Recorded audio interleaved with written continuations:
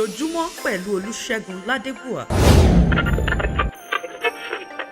Episteli ekine ti Paul aposteli ti ọmọ ará Thessalonica orí kẹrin. Àmọ̀ṣà àbábẹ̀kẹ́rin jẹ́ òpè ara ní ti ọmọ rẹ̀ tíṣù. Ọ̀kẹ́ má gbọ́kàn jẹ́ gẹ́gẹ́ bọ́ wọn lómùrẹ̀ rẹ̀ nẹ́ òrètí. Nítorí ká àbá gbàgbọ́ ọfọ Jésù kú ó dẹ́ palẹ̀ báàgẹ̀lẹ̀ Ọlọ́run Olódùmarè ó máa rún dédé ọmọ rẹ̀ Èṣù pẹ̀lú Jésù Kristi ó máa rún wọn palẹ̀ pẹ̀lú. Nítorí ń rún ìràbà ń gbirun nípa ọ̀rọ̀ Ọlọ́run Olódùmarè fọ́ àbárè wà nàyè rẹ̀ ṣẹ́kù nẹ́yìn dé ó padàbọ̀ Olódùmarè ẹni ó ti lè wù kò rí. A ní ṣáájú àwọn Èṣù nítorí Ọlọ́run Olódùmarè kíkà rẹ̀ ó máa sọ̀kalẹ̀ náà tó àjùlé ọ̀run wa tó ń tún gbé rárá pẹ̀lú ohun olóríkó ọ̀wọ́n áńgẹ́lì àti pẹ̀lú pè Ọlọ́run Olódùmarè ọ̀wọ́n òkú nínú Kristi Jésù rè má kọ́ palẹ̀ náà dé náírà dẹ́ máa gba àbárè wa náàyè rè ṣẹ́kù nẹ́yìn sókè pẹ̀lú wọn inú àwọ̀sánmọ̀ náà ti pàdé Ọlọ́run Olódùmarè lójú òfurufú báàrà dẹ́ máa wà títí náà lọ́dọ̀ Ọlọ́run Olódùmarè túdánẹ̀ ẹ máa fún ọ̀rọ̀ yìí ẹ fún máa tú ara mẹ́ nínú.